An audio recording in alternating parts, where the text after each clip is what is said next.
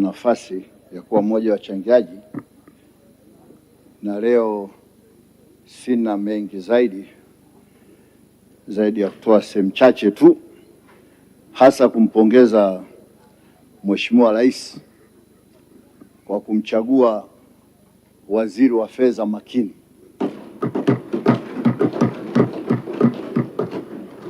Maana nimekaa muda, lakini waziri wa fedha katika bajeti yake hii kwa kweli ni bora, katika moja ya bajeti bora ambazo nimezishuhudia hapa bungeni. Kwenye ukweli tutasema ukweli, kama kuna kona, kama pako vizuri tutasema pako vizuri. Kwanza nianze kumpongeza yale tulikuwa tunayazungumza, na si kumpongeza yeye tu, nimpongeze yeye na kamati ya bunge ya bajeti, naibu waziri pamoja na taasisi zote katika wizara yake ambazo zimemsaidia kutengeneza bajeti hii. Wabunge tumepiga kelele sana hapo nyuma kuhusu habari ya kutoa ushuru kwenye mafuta ya kutoka nje.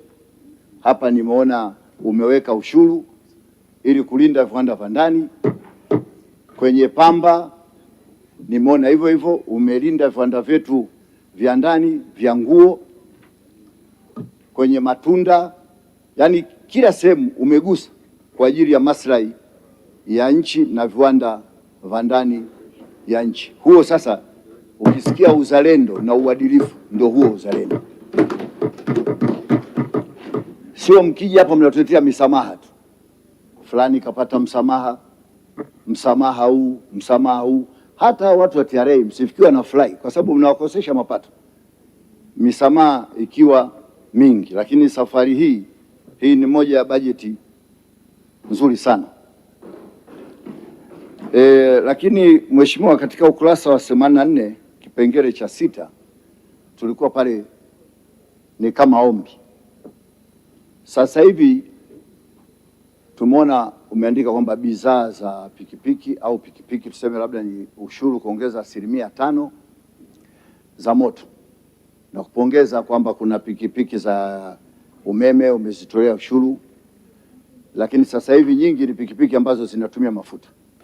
Kwa sasa hivi pikipiki kwa Tanzania, pamoja na kuwa zinaleta matatizo ya accident na mambo mengine, lakini sio kitu cha anasa. Huko vijijini hizi ndio wanatumia kama ambulance. Pikipiki huko vijijini ndio wanatumia kubebea mizigo. Na sasa hivi pikipiki kwa Tanzania imechukua badala ya baskeli. Sasa hivi kila mtu anajitahidi apate pikipiki, na ndio maana ukiangalia baiskeli zimebakia chache sana, labda Shinyanga tu kwa kina Maganga kule kwao, lakini sehemu nyingi sana pikipiki imekuwa ndio mkombozi. Kwa hiyo sio tena jambo la starehe kwenye pikipiki. Kwa hiyo nilikuwa na shauri au na kuomba mheshimiwa, kama itawezekana ile 5% muifikirie itoke, ili watu wazidi kupata unafuu. Lakini pamoja na kuitoa hiyo, wapi itapatikana ya kukafa pale? Mnaweza mkapata, kwa mfano sasa hivi kuna mtu anamiliki pikipiki 50, anawapa wale vijana bodaboda. Huyo sasa sio bodaboda, huyo ni mfanyabiashara. Kwa hiyo huyo anaweza akaingia kwenye kodi. Alafu kuna kitu kingine cha ajabu sana nisha kuzungumza hapa, lakini naona sijui kwa nini hii neno assembly. Utakuta kuna kiwanda cha pikipiki vinapewa msamaha wa kodi kwamba vinafanya assembly pikipiki. Sasa mbona sijawahi kuona hata tairi wala spoke inatengenezwa hapa Tanzania?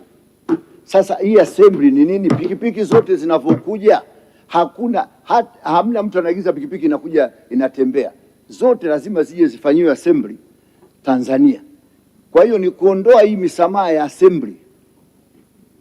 Hii visingizio kwamba assembly inaleta ajira si kweli, kwa sababu pikipiki yoyote, hakuna pikipiki inayokuja bila kuwa kwenye box ambayo iko tairi peke yake, kila kitu peke yake, lazima ifanywe assembly.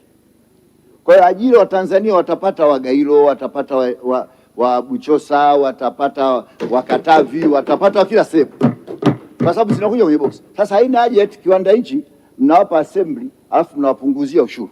Hiyo ni kupoteza mapato.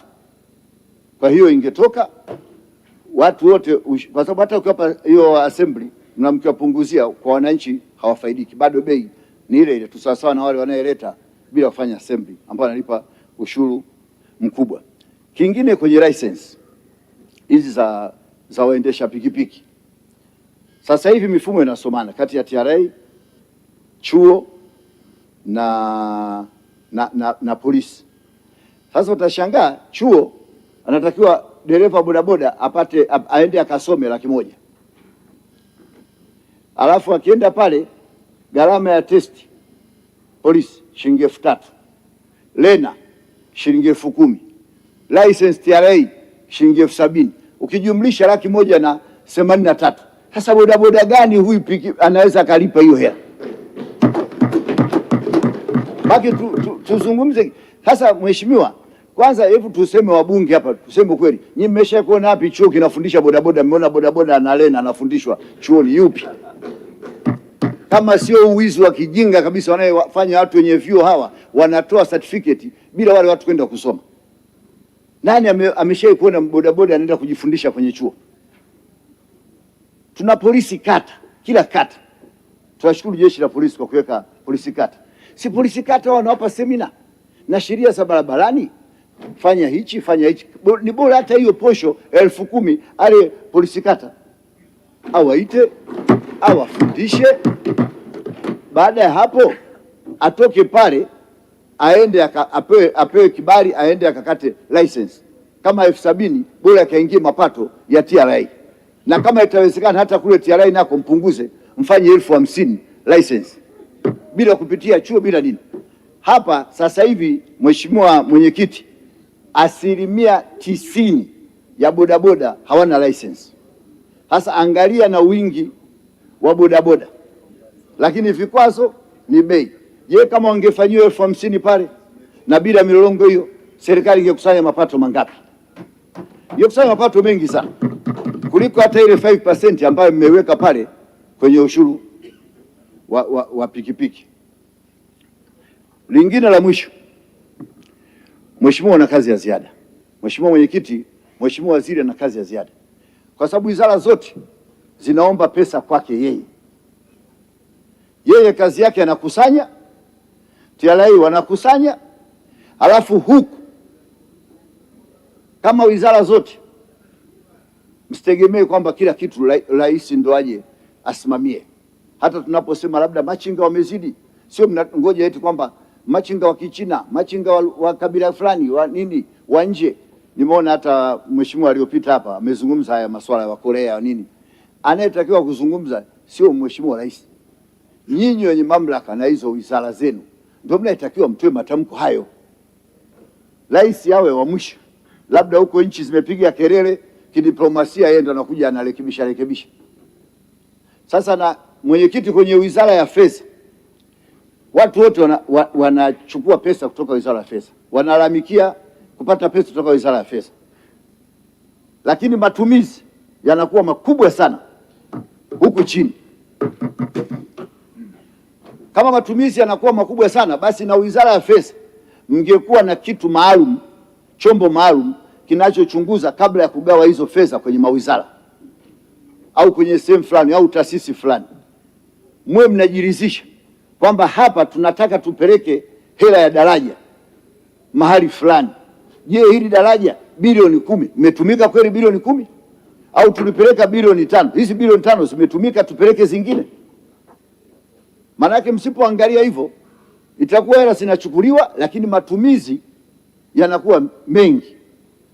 Sasa hapa tunasema tu mwaka huu tutakusanya kiasi fulani, mwaka huu tunakusanya kiasi fulani, lakini je, matumizi yetu tunayadhibiti vipi? Tunayadhibiti vipi matumizi ya huku sehemu nyingine? Na sio wizara tu zingine, hata nyinyi wenyewe wizara ya fedha wenyewe mnadhibiti vipi matumizi haya?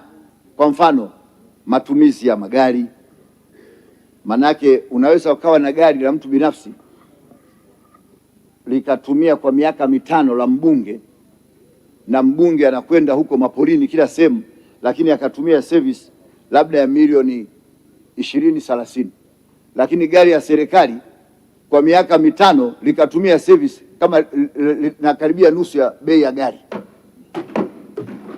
Hiyo nimetoa mfano, lakini vipo sehemu nyingi sana ya vitu ambavyo matumizi yake yanakuwa makubwa. Sasa tunapokusanya pesa, tunapotoa ushauri wa mapato, waheshimiwa wabunge, na matumizi nayo tuwe tunayaangalia kiasi cha kutosha. Nashukuru sana, naunga hoja mkono. Asante. Asante sana Mheshimiwa Shabibi. Nilimwita Mheshimiwa Joseph Zakarius Kamonga. Mheshimiwa Masanja Kungu Kadogosa atafuatia. Mheshimiwa Mwanaisha Ulenge ajiandae. Nashukuru sana Mheshimiwa Mwenyekiti kwa kunipa nafasi niweze kuchangia hotuba hii ya bajeti ya mwaka 2026-2027.